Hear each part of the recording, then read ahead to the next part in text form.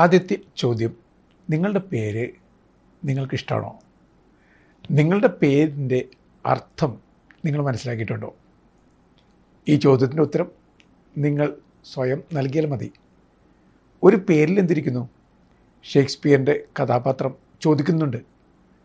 ആ കഥാപാത്രം തന്നെ പറയുന്നുണ്ട്, ഒരു പേരിന് കാര്യമായിട്ടൊന്നുമില്ല. പക്ഷേ മനഃശാസ്ത്രം അങ്ങനെയല്ല പറഞ്ഞു തരിക. 1948 ഹാർവാർഡ് യൂണിവേഴ്സിറ്റിയിൽ നടത്തപ്പെട്ട പഠനങ്ങളുണ്ട്. അയാൾക്ക് തീർത്തും ഇഷ്ടമില്ലാത്ത പേരാണ് നൽകപ്പെട്ടിരിക്കുന്നതെങ്കിൽ അയാളുടെ സെൽഫ് ഐഡൻറ്റിറ്റിയെ, സെൽഫ് വർത്തിനെ, സെൽഫ് എസ്റ്റീമിനെ അത് വളരെ നിഷേധകമായിട്ട് ബാധിക്കാറുണ്ട്. നിങ്ങളുടെ പേര് നിങ്ങൾക്ക് വളരെ മോശപ്പെട്ട പേരായിട്ടാണ് തോന്നുന്നതെങ്കിൽ നിങ്ങൾക്ക് തല ഉയർത്തി പിടിച്ച് നടക്കുവാൻ സാധിക്കില്ല. നിങ്ങളുടെ പേര് തന്നെ നിങ്ങൾക്കൊരു ഐഡൻറ്റിറ്റിയുടെ പ്രകാശം നൽകുന്നുണ്ടെങ്കിൽ ആ പേര് നിങ്ങൾക്ക് ചിറകായി മാറും. അതല്ലെങ്കിൽ നിങ്ങളുടെ പേര് ചിറകരിയുന്ന ഏതൊരു അറക്കവാൾ പോലെയായി മാറിപ്പോകും. പഠനങ്ങൾ അങ്ങനെയാണ് സൂചിപ്പിക്കുക. ഒരു ജർമ്മൻ പഠനം സൂചിപ്പിക്കുന്നത്, നിങ്ങൾക്ക് നിങ്ങളുടെ പേരിനോട് തന്നെ പുച്ഛമാണെങ്കിൽ പേരിട്ടവരോടും വീട്ടിലെ മറ്റംഗങ്ങളോടും നിങ്ങൾ പരിചയപ്പെടുന്ന നല്ല പേരുള്ളവരായി നിങ്ങൾ കാണുന്ന വ്യക്തികളോടും നിങ്ങൾക്ക് കടുത്ത ദേഷ്യമുണ്ടാകാം. ബീജിങ്ങിലെ പഠനം പറയുക, നിങ്ങളുടെ പേര് നിങ്ങളെപ്പോഴും വെറുക്കുന്നൊരു പേരാണെങ്കിൽ നിങ്ങൾക്ക് ക്രിമിനൽ ടെൻഡൻസികൾ കൂടും എന്ന് തന്നെയാണ്. വീണ്ടും ആ ചോദ്യം ചോദിക്കേണ്ടതില്ലല്ലോ, ഒരു പേരിൽ എന്തിരിക്കുന്നു? ഒരു പേരിൽ ഒരുപാട് കാര്യങ്ങൾ അടങ്ങിയിരിക്കുന്നുണ്ട്. അതിപ്രശസ്തനായ മനഃശാസ്ത്രജ്ഞൻ ഗോർഡൻ ആൾപോർട്ട് എങ്ങനെ എഴുതുന്നുണ്ട്, the most important anchorage into your own self identity throughout your life is your own name.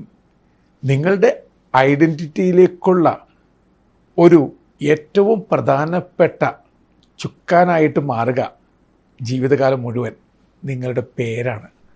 അതുകൊണ്ട് തന്നെ നിങ്ങളുടെ പേര് വളരെ പ്രധാനപ്പെട്ടതാണ്. നിങ്ങളുടെ പേരിൻ്റെ അർത്ഥം എന്തെന്ന് പ്രിയപ്പെട്ട ചങ്ങാതി നിങ്ങളിതുവരെ തിരിച്ചറിഞ്ഞിട്ടില്ലെങ്കിൽ അർത്ഥം തിരയുക. ഒരു പേര് വളരെ പ്രധാനപ്പെട്ടതാണ്. ബൈബിളിലേക്ക് വരിക. ബൈബിളിൽ ആദാമിനെ സൃഷ്ടിച്ചതിന് ശേഷം ആദ്യം അയാൾക്ക് നൽകപ്പെടുന്ന ഡ്യൂട്ടി എന്താണ്? സകല ജീവജാലങ്ങൾക്കും പേരിടുക എന്നുള്ളതാണ്. അതിലൂടെ ദൈവം അയാൾക്ക് നൽകുന്ന ഉത്തരവാദിത്വം എന്താണ്? എല്ലാത്തിനെയും സ്വന്തമാക്കുക. അപ്പോൾ ബൈബിളിൽ ഒരാൾക്ക് പേര് നൽകുക എന്നതിനർത്ഥം അയാളെ ഇൻറ്റിമസിയിലേക്കും ബന്ധത്തിലേക്കും നീണ്ടു നിൽക്കുന്ന ഹൃദയത്തിൻ്റെ അടുപ്പത്തിലേക്കും സ്വീകരിക്കുക എന്ന് തന്നെയാണ്. ബൈബിളിൽ ഒരാൾക്ക് ദൈവം പേരിടുമ്പോൾ അയാൾക്കൊരു മിഷൻ നൽകുന്നുണ്ട്. അയാളെ പുതിയൊരു ദൗത്യത്തിന് വേണ്ടി ഒരുക്കുകയാണ് ഒരു പേരിലൂടെ. ജേക്കബിന് ഇസ്രായേൽ എന്ന പേര് മാറ്റുമ്പോൾ എന്താണ് ദൈവം ഉദ്ദേശിക്കുക? എന്തിനേയും കീഴടക്കുന്ന ശക്തിമത്തായ ഒരാളായി മാറുക എന്നാണ്. ഈശോ പത്രോസിനെ കേപ്പ എന്ന് വിളിക്കുന്നു. അതായത് പാറ പോലെയാക്കി മാറ്റാൻ ഞാൻ ദുർബലനായ നിന്നെ ഞാൻ പാറയാക്കി മാറ്റുന്നു. അപ്പോൾ പേര് നൽകുമ്പോൾ, പേര് മാറ്റുമ്പോൾ പുതിയൊരു ദിശയിലേക്ക് വഴിതിരിച്ച് നടത്തുകയാണ് ചെയ്യുക. ഇനി ബൈബിളിലെ പേരുകൾക്കൊക്കെ ദൈവത്തിൻ്റെ സാന്നിധ്യമുണ്ട്. ഇപ്പോൾ ഡാനിയേൽ, നഥാനിയേൽ, സാമുവേൽ, എല്ലാത്തിനും ഏലുണ്ട്. ഏൽ എന്ന് പറഞ്ഞാൽ ദൈവമാണ്. അപ്പോൾ ഒരു പേരിൽ ദൈവികതയുടെ ആ ചൈതന്യം നിറഞ്ഞു നിൽക്കുന്നുണ്ട്. വീണ്ടും ഒരാൾക്ക് ബ്ലെസ്സിങ് ആണൊരു പേര്. അബ്രാം എന്ന പേര് അബ്രഹാം എന്നാക്കി മാറ്റുമ്പോൾ അതൊരു ബ്ലെസ്സിങ് ആണ്. തലമുറ നിന്നിലൂടെ ബ്ലെസ് ചെയ്യപ്പെടും, അനുഗ്രഹിക്കപ്പെടും എന്ന് ദൈവം പറയുകയാണ്. അപ്പോൾ പേര് നൽകപ്പെടുമ്പോൾ ഒരു ബ്ലെസ്സിങ് കൂടിയുണ്ട്. അതുപോലെ തന്നെ ഒരാൾക്ക് ജീവിതത്തിൻ്റെ പുതിയ ഒരു ദിശ, ഒരു വഴിമാറ്റം സൂചിപ്പിക്കുന്ന കൂടിയുണ്ട് പേര്. ഇങ്ങനെ പേര് നിസ്സാരമല്ല. ഇനി മിഷനെക്കുറിച്ച് പറയുമ്പോൾ എല്ലാ മതങ്ങളിലും തന്നെ പേര് നൽകുക എന്നുള്ളത് പവിത്രമായ ആചാരമാണ്. ബുദ്ധമതത്തിലേക്ക് വരിക, ദീക്ഷ നടക്കുന്ന സമയത്ത് പേര് ഒരാൾക്ക് മാറ്റുമ്പോൾ അയാൾ എന്തിനെ പ്രതിനിധീകരിക്കുന്നുവോ ആ ഒരു യാത്ര അയാളുടെ പേരിൽ നിറഞ്ഞു നിൽക്കണം. ഇപ്പോൾ സിദ്ധാർത്ഥ രാജകുമാരൻ, സിദ്ധാർത്ഥ രാജകുമാരൻ അയാളുടെ പൂർവാശ്രമം വെടിഞ്ഞ് ബുദ്ധനാകുവാൻ വേണ്ടി ഇറങ്ങി പുറപ്പെടുകയാണ്.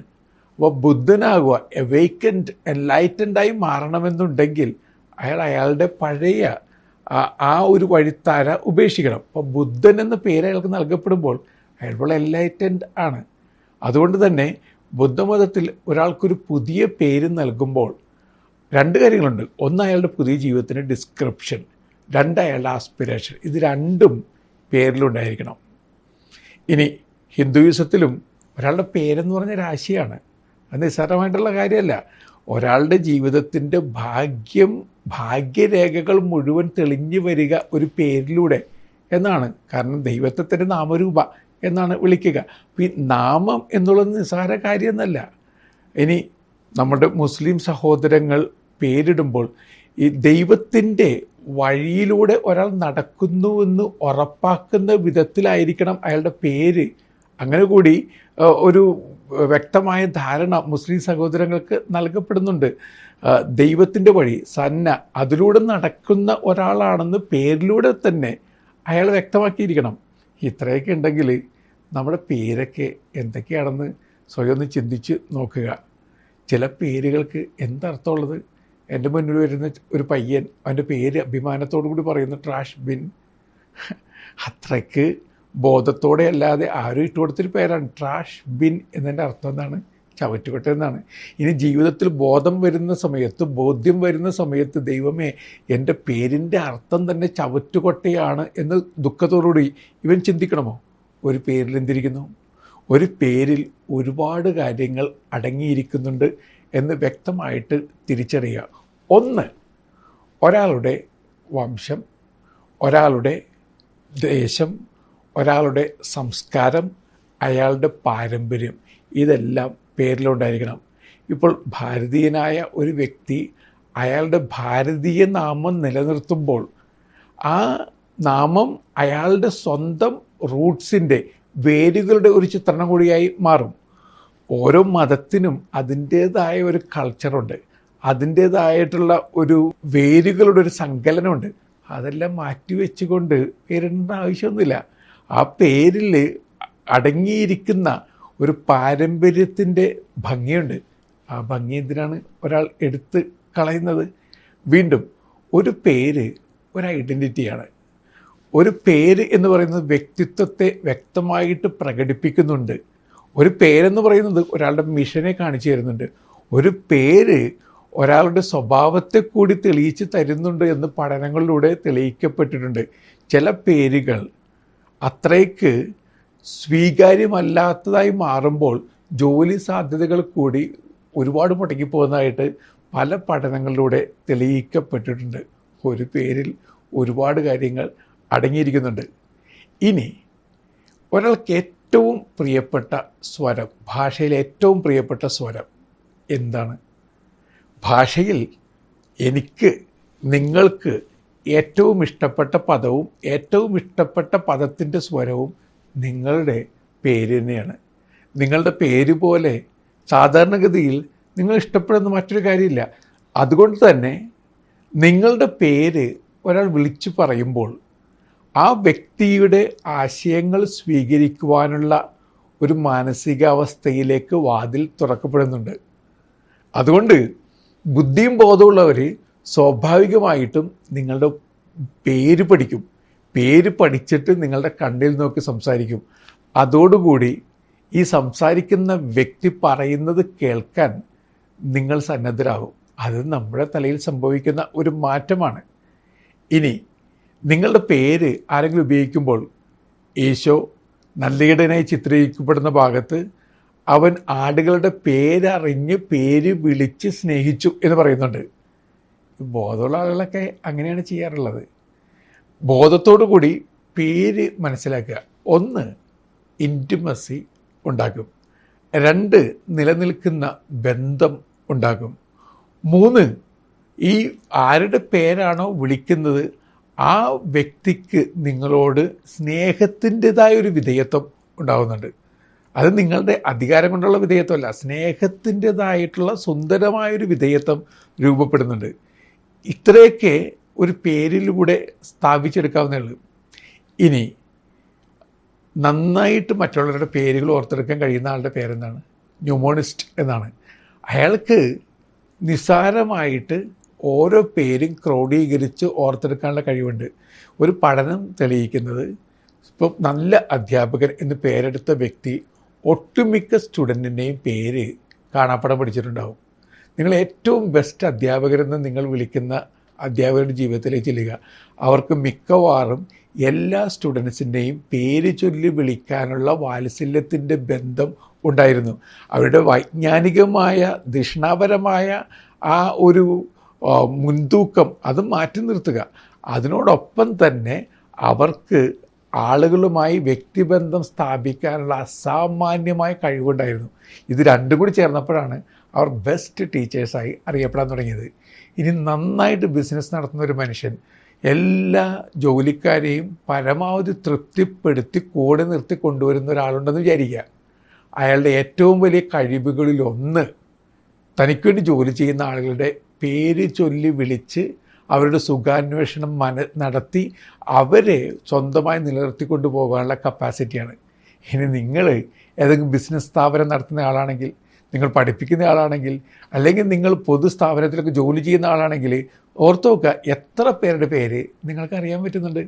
നിങ്ങൾ കേട്ടിരിക്കുന്ന പേരുകളൊക്കെ ഓർത്തെടുക്കുവാൻ വല്ലാതെ ബുദ്ധിമുട്ടുന്ന ഒരാളാണോ നിങ്ങൾ? ചില ആളുകൾക്ക് പേരുകൾ ഓർത്തെടുക്കാനേ പറ്റാറില്ല. അനോമിക് അഫാസിയ എന്നൊരു രോഗമുണ്ട്. അതായത് ഒരു പേരും ഓർത്തെടുക്കാൻ പറ്റാത്തൊരവസ്ഥയാണത്. നമുക്ക് അങ്ങനത്തെ പ്രശ്നങ്ങളൊന്നുമില്ല. നമ്മളെന്തുകൊണ്ടാണ് പേരുകൾ ഓർത്തെടുക്കാത്തത്? അതിന് പ്രധാനപ്പെട്ട കാര്യം നമ്മൾക്ക് താല്പര്യമില്ല.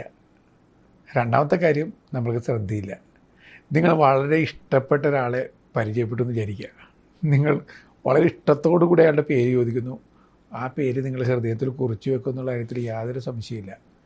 അപ്പോൾ നിങ്ങൾ പലരുടെയും പേര് ഓർത്തെടുക്കാതിരിക്കുന്നതിന് കാരണം നിങ്ങൾക്ക് ആ വ്യക്തികൾ അത്രേ താല്പര്യമുള്ളൂ. അതുകൊണ്ടാണ് പറഞ്ഞത്, ബിസിനസ് വളർച്ചയും നല്ല പൊതുപ്രവർത്തനവും അതുപോലെ തന്നെ അധ്യാപനവും ഒക്കെ പേര് ഓർത്തെടുക്കുന്നതുമായിട്ട് ബന്ധപ്പെട്ടിരിക്കുന്നുണ്ട്. നിങ്ങൾക്ക് യഥാർത്ഥ താല്പര്യമുണ്ടെന്ന് കാണിക്കാൻ വേണ്ടി ആളുകളെ ഒന്ന് ശ്രദ്ധിക്കുക. അപ്പോൾ പേര് ഓർത്തെടുക്കാനായിട്ട് എന്താണ് ചെയ്യേണ്ടത്? ഒന്നാമതായിട്ട് പേ അറ്റൻഷൻ. ആരെങ്കിലും അവരുടെ പേര് പറയുമ്പോൾ ശ്രദ്ധയോടെ സ്നേഹത്തോടെ ആ പേരൊന്ന് ശ്രവിക്കുക. രണ്ടാമതായിട്ട് അവരുടെ പേര് നിങ്ങൾക്ക് ഫെമിലിയറായിട്ട് എന്തെങ്കിലുമായിട്ടൊന്ന് കണക്ട് ചെയ്ത് ചിന്തിക്കുക. മൂന്നാമതായിട്ട് ആ പേരൊന്ന് ആവർത്തിക്കുക. അവർ പറയുമ്പോൾ ഒന്ന് ആവർത്തിച്ച് നോക്കുക. ആവർത്തിക്കുമ്പോൾ നമ്മുടെ ബ്രെയിനിൽ അതൊന്ന് രജിസ്റ്റർ ചെയ്യപ്പെടുന്നുണ്ട്. അവസാനമായിട്ട് നിങ്ങളുടെ കോൺവെർസേഷൻ അവസാനിപ്പിച്ചതിന് ശേഷം നിങ്ങൾ പിരിയുമ്പോൾ ആ പേര് പറഞ്ഞിട്ടൊന്ന് ഗ്രീറ്റ് ചെയ്യുക. മിക്കവാറും പേര് നിങ്ങളിൽ ആഴ്ന്നിറങ്ങും. ആ പേര് നിങ്ങൾ ഓർത്തെടുക്കുകയും ചെയ്യും. ഇതൊക്കെ ആവശ്യമാണെന്നായിരിക്കും അടുത്ത ചോദ്യം. ആവശ്യമാണ് എൻ്റെ ചങ്ങാതി. നമ്മളൊക്കെ ഒറ്റപ്പെട്ട തുരുത്തുകളൊന്നുമല്ലല്ലോ. നമ്മളൊക്കെ മനുഷ്യരെ തൊട്ടുരുമി നിൽക്കേണ്ടവരാണ്. തൊട്ടടുത്ത് നിൽക്കുന്നിട്ടും കൈ തൊടാഞ്ഞത് എന്തെന്ന് സിനിമപ്പാട്ട് ഓർമ്മപ്പെടുന്ന പോലെയാണ്. തൊട്ടടുത്ത് നിൽക്കുന്നവരൊപ്പം നമുക്ക് അറിഞ്ഞുകൂടാ. ഒരാളുടെ കൾച്ചറിനെയും സ്വഭാവത്തെയും ഐഡൻറ്റിറ്റിയെയും അയാളുടെ സെൽഫ് ഐഡൻറ്റിറ്റിയെയും സെൽഫ് വർത്തിനെയും എസ്റ്റീമിനെയും എല്ലാത്തിനെയും ദ്യോതിപ്പിക്കുന്ന ഒന്നാണ് പേരെന്ന് പറയുന്നത്. അയാൾക്കത് നിസ്സാര കാര്യമൊന്നുമല്ല. എനിക്കെൻ്റെ പേര് നിസ്സാര കാര്യമല്ല, നിങ്ങൾക്ക് നിങ്ങളുടെ പേര് നിസ്സാര കാര്യമല്ല. അപ്പോൾ അതുകൊണ്ട് തന്നെ ഒരാളെ സ്നേഹിക്കുന്നു എന്നതിൻ്റെ മറ്റൊരർത്ഥം അയാളുടെ പേര് കൂടി ഉൾക്കൊള്ളുവാൻ സാധിക്കുക എന്ന് തന്നെയല്ലേ? അങ്ങനെയാണെങ്കിൽ പേരുകളൊക്കെ ഒന്ന് പഠിച്ചെടുത്ത് തുടങ്ങുക. കുറച്ചും കൂടി പേരിൻ്റെ അർത്ഥം ഉൾക്കൊണ്ട് സ്നേഹിക്കാൻ തുടങ്ങുക. പിന്നെ ഈ വളരെ സ്നേഹത്തോടു കൂടി ചെല്ലപ്പേര് വിളിക്കുന്ന രീതി ഉണ്ടല്ലോ, അത് ഇൻറ്റിമസിയുടെയും നല്ല ബന്ധത്തിൻ്റെയും ഊഷ്മളതയുടെയൊക്കെ പ്രതീകമാണ്. എന്നാൽ ബാഡ് നെയിം വിളിക്കുക എന്നുള്ളത്, അമേരിക്കൻ യൂണിവേഴ്സിറ്റികളിലെ പഠനം നടത്തുമ്പോൾ ഏറ്റവും അധികം സ്റ്റുഡൻറ്റ് ഡ്രോപ്പ് ഔട്ട് ഉണ്ടാകുന്നതിന് കാരണം ബാഡ് നെയിമിന് വിധേയരാക്കപ്പെടുന്നതുകൊണ്ടാണ്. അതായത് ഈ വംശീയമായ രീതിയിലുള്ള ചുവയുള്ള ചില പദങ്ങൾ ഉപയോഗിക്കപ്പെടുന്നു, അല്ലെങ്കിൽ ശാരീരികമായിട്ടുള്ള ന്യൂനതകളെയും വൈകല്യങ്ങളെയും ദ്യോതിപ്പിക്കുന്ന തരത്തിലുള്ള ചില വാക്കുകൾ, പദങ്ങൾ പേരിനോടൊപ്പം ചേർക്കപ്പെടുന്നു. അത് വലിയ ഷെയിമായി കണ്ടുകൊണ്ട് കോളേജിൽ നിന്നും ആളുകൾ സ്വയം ബഹിഷ്കൃതരാകുകയാണ്. അങ്ങനെ സംഭവിക്കുന്നതുകൊണ്ട് തന്നെ അമേരിക്കൻ യൂണിവേഴ്സിറ്റികളിലും അതുപോലെ യൂറോപ്യൻ യൂണിവേഴ്സിറ്റികളിലും ഒരാളെ ബാഡ് നെയിം വിളിക്കുന്നത് വലിയ തെറ്റായിട്ട് കാണാറുണ്ട്. നമ്മളുടെ ഇടയിൽ സ്നേഹത്തോടു കൂടി എന്ന മട്ടിൽ നമ്മൾ പലരെയും വളരെ മോശപ്പെട്ട പേര് വിളിക്കുമ്പോൾ ഓർക്കുക, നിങ്ങൾ പഴയ സിനിമയെ ഓർമ്മിപ്പിക്കുന്നില്ല, കില്ലിങ് മീ സോഫ്റ്റ്ലി എന്ന അവസ്ഥയാണ്. വളരെ സോഫ്റ്റായിട്ട് ഒരാൾ കൊന്നുകൊണ്ടിരിക്കുകയാണ്. അതെപ്പോഴും ഓർക്കണം. ഈ നല്ല മനുഷ്യരൊക്കെ അവരെത്ര മോശം പേരിൽ വിളിച്ചാലും പെട്ടെന്ന് പ്രകോപിതരാകില്ല, പ്രത്യേകിച്ചും ചങ്ങാതിക്കൂട്ടത്തിനിടയിൽ. പക്ഷെ അകത്ത് അവർ സ്വയം ഏതൊരു കുരിശാരോഹണത്തിന് വിധേയരായിക്കൊണ്ടിരിക്കുകയാണ്. പതുക്കെ പതുക്കെ പതുക്കെ നിങ്ങൾ വിളിക്കുന്ന പേരിലൂടെ അവരുടെ സകല കോൺഫിഡൻസും ചോർന്നു പോകുന്നുണ്ട്. അവരുടെ ശരീരത്തെ ചുറ്റിപ്പറ്റിയായിരിക്കാം നിങ്ങളുടെ ഈ ബാഡ് നെയിം, അവരുടെ പെർഫോമൻസിനെ കുറിച്ചായിരിക്കാം നിങ്ങളുടെ ബാഡ് നെയിം പറയുക, അതുപോലെ തന്നെ അവരുടെ ലുക്കിനെ കുറിച്ചായിരിക്കാം, അവരുടെ അല്പം കുറവായിപ്പോൾ ഇൻ്റലിജൻസിനെ കുറിച്ചായിരിക്കാം. ഇങ്ങനെ പലതരത്തിൽ നിങ്ങൾ പേരിലൂടെ അവരെ കൊച്ചാക്കി കൊച്ചാക്കി കൊച്ചാക്കി കൊച്ചാക്കി അവർ നശിപ്പിച്ചുകൊണ്ടിരിക്കുകയാണ്. അതുകൂടി മനസ്സിലാക്കുക. ഒരാൾക്ക് അയാളുടെ പേര് വളരെ പ്രിയപ്പെട്ടതാണ്. അതുകൊണ്ട് ആ പേര് മാറ്റി വളരെ മോശപ്പെട്ട പേര് അവർക്ക് സമ്മാനിക്കാതിരിക്കുക. അപ്പനമ്മയിട്ട പേരല്ലേ, അപ്പനമ്മയെ സ്നേഹത്തോടെ ഇട്ടൊരു പേരാണ്. ആ പേര് മാറ്റി നിങ്ങൾ വേറൊരു വൃത്തികെട്ട പേര് അവരെ വിളിക്കാതിരിക്കുക. പ്രിയപ്പെട്ട ചങ്ങാതി, നിങ്ങളുടെ പേരിൻ്റെ അർത്ഥം ഒന്ന് തിരഞ്ഞ് കണ്ടുപിടിക്കുക. ആ പേരിൽ ഒരു നിയോഗമുണ്ട്, ആ പേരിൽ ഒളിഞ്ഞിരിക്കുന്ന ഒരു സത്യമുണ്ട്. ആ സത്യം തിരിച്ചറിയുക, ആ നിയോഗത്തിൻ്റെ വഴിയിലൂടെ സഞ്ചരിക്കുക. നിങ്ങളെ ദൈവം ഏൽപ്പിച്ച ദൗത്യം എന്ത് എന്ന് കണ്ടെത്തുക. വെട്ടത്തിൻ്റെ ഒരു യാത്ര ഒരിക്കൽ കൂടി നേരുന്നു.